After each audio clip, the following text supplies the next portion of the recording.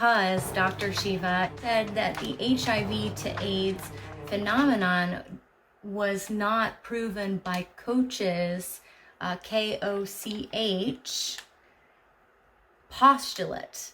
So basically that was used when they were trying to deal with understanding cholera and tuberculosis. It was not designed to apply to anything else, especially not to diseases that can have asymptomatic carriers like COVID-19. Also, I was listening to this really interesting tidbit on a news channel. I believe it was Fox News, where they were talking about how it's COVID-19 as if there was 18 COVIDs before that. COVID-19 was given its name because it occurred in 2019. Just thought you should know that in case you were wondering. So another thing that Dr. Shiva says is that we're not talking about how this is a virus that causes our immunosystems to often overreact, and that the overreaction of our immune systems can actually be the cause of death. I'm not sure why that matters as to if it was your own immune system's fault or if it was, the fault of the virus itself. But I believe he's using that as a way to say, if you take care of yourself, if you take charge of your own health, then you'll be okay. Which that is not the case for something that is so incredibly contagious. And many people who would have survived, all you have to do is look online and see the different doctors and nurses talk about the decisions they've had to make about who gets to go on the ventilators. And if you're not given a ventilator, then you die when that death could have been avoided. You have hospital staff that are getting it and even dying. If you look at countries like Iran, you can see mass graves where the people have died and they just didn't have enough room to do what they would normally do with each individual.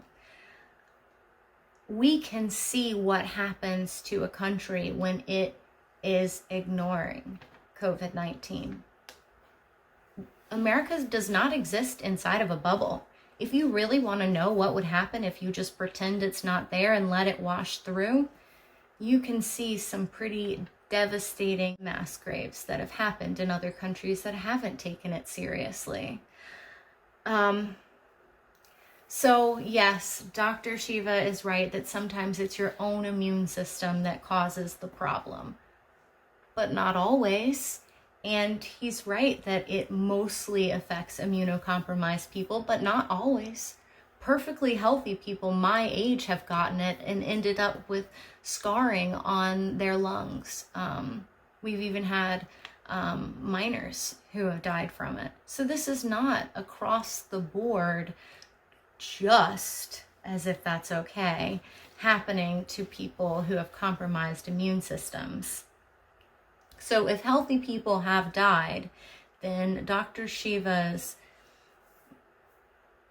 belief that if we just take enough vitamins and take responsibility for our own health, that would not get rid of the virus, because healthy people are actually getting affected as well. And when it comes back to the HIV/AIDS thing that he's using to illustrate that Dr. Fauci can't be trusted because Dr. Fauci said that HIV caused AIDS, you can look at how in South Africa, they denied that fact. They said, no, HIV did not cause AIDS, and they had a serious level of documented tragedy when AIDS blossomed all over that country. So not only do we have studies that have shown how HIV causes AIDS, we've also seen what happens in countries that don't take that seriously. I know it's scary to think about how this is hurting our economy. It's definitely hurting my pocket, and I was getting really comfortable making the money that I needed to be making, and then all of a sudden you have that stop, and that's frustrating and that's scary. And a lot of people who just don't have the money are saying, hey, we need to go back to work. We want to work.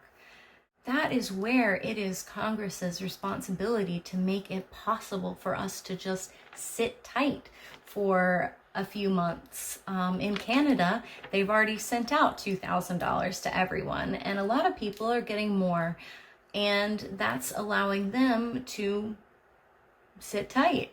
You know, you can see different countries, and it's so important during this crisis to look at how other countries are dealing with this. Of course, the c.d.c and the w.h.o work together. And of course, the World Health Organization also works with China. The World Health Organization is supposed to work with every country. And they actually had successful testing kits very early on. They already had them in February and sent them to 6 different countries. Unfortunately, our c.d.c did end up having flawed test kits, but then to make this strange comparison between China and the WHO and then the c.d.c and then Fauci, that's just another example of playing, 7 degrees of China when we don't even have to look that far. So this man is saying that if Fauci had blamed Chinese wet markets earlier, and I've actually seen evidence showing that it actually did not originally originate from the Wuhan wet markets. Now, that could have been incorrect information. It very well could be something that happened in Chinese wet markets, but our blaming them does not help us fight the virus. If Dr. Fauci spent a ton of time trying to blame China, all that would do is help reinforce racial hate and blame instead of dealing with the issue. So Dr. Shiva says that if Dr. Fauci just admitted that our immune systems can contribute to the health risk of this disease, I don't know why saying things in a specific manner would make Dr. Fauci seem more or less legit. Should he be talking about taking vitamins? Sure, why not? But he also has to be very, very careful about what he is saying for you to do. And if there's any sort of idea that's mentioned at these press conferences, then we as Americans are terrified and we go wild on it. I had to help a friend who had lupus, who needed to get her prescription that's now not available because it is the drug that Trump bought stock in and then recommended it and continually recommends it. There have actually been people who have taken that drug and they have died specifically after those press conferences, said that was the reason that they did it, and now people who genuinely need the drug can't get it. So you have to be very, very careful during those press conferences. Maybe Dr. Fauci should be talking more about vitamins and staying healthy, but I think that right now he's wanting to make the message as clear as possible. And he doesn't want to say, hey, if you take certain vitamins, Dr. Shiva is saying A and D vitamins, then you can go run around and rub your face on people, because then we'll do it. The internet is awash with information about how you can beef up your immune system, but people are waiting for him to say anything that would allow them to break their quarantine. I know it drives you crazy, like I'm here with you, but he cannot make it seem like there's an easier solution, because then that makes things all the more dangerous. If we genuinely could freeze every single person in a bubble for the next 3 weeks, then yes, the virus would be gone, because the people would be able to, be identified, get sick, and get better, hopefully. But the smallest little bits of interaction can cause it to spread. And therefore, it is going to take a longer period of social distancing. And the fact that less people are dying, you should be jumping up and down, not saying that it's not working or that it's not necessary. The main goal of this video, as far as I can tell, is simply to stir up fear. The only call to action that he had was take care of yourself and and take vitamins D and A. Vitamins, awesome. Take those vitamins. But if this is really about China just targeting the United States and trying to gain control, then why did it go to all these other countries? You should take control of your health, but that doesn't mean that that's the end of the story. And yes, healthy people are getting it, and healthy people have even died. It's not as common, of course, but he's not up there to be a middle school health teacher. He's dealing with a very serious situation, and it doesn't make him any less legitimate that he doesn't go into detail every single thing you can do to make your immune system stronger, when this is so incredibly contagious anyways. In a nutshell, what he's saying is that you should let all the immunocompromised people die, that a lot of them have given up on life anyways because they're just laying around on the couch, or lifestyle choices. But we don't even know if this is a virus that you can get over and then contract it again. So we don't even know if that gives you immunity. So we have no way of knowing if opening things back up really would be a good idea yet or not. So he's basically saying that the people who are dying during this, they're going to die anyways. Let them die, which is a very callous thing to say.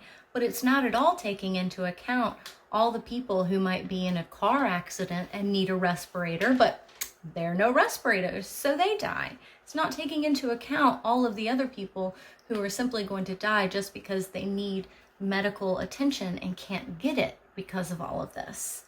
That is just a huge gap in this argument that I'm hearing people make over and over again. And it is such a callous thing to say, but it's not even accurate. It would affect many, many healthy people, and it would simply cut down on our population in an extreme fashion.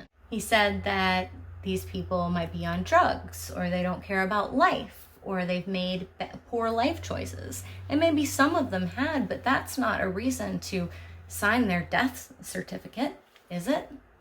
So I'm thinking, what does this guy really want from the situation? Why is Dr. Shiva trying to get everybody all riled up? It's probably not because of 2 vitamins. So what is it? Well, turns out he has a political campaign. And there's no better way to get talked about than coming up with a really intense conspiracy theory that sounds very, very intelligent and very well thought through. But when you take each individual bit of information that he gets and breaks it down, suddenly the conspiracy theory is kind of gone. He's written a book and he's campaigning right now. And that is the reason that he is putting this information out there. And whether he really believes it or not, he very well might. He has been a long-term person who believes in conspiratorial things, or that this virus is just an excuse to get some sort of dictatorship that is similar to China in the United States.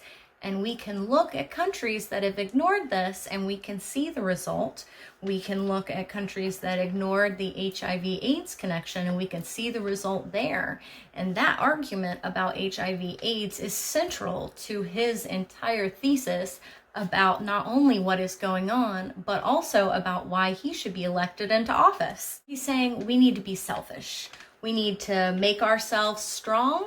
We don't need to worry about the curve. We need to hope that the time that we might break our bone and go to the hospital is not now, because for some reason he thinks that only the immunocompromised die and that somehow the immunocompromised deserve the death or they're going to die soon anyways. Guess what? We're all dying one day. So does that mean just wipe out the human species as a whole? Because it's gonna happen? You know, I think that most people, when you talk to them on an individual level, they want to extend their lives as much as possible. And we should be okay with that.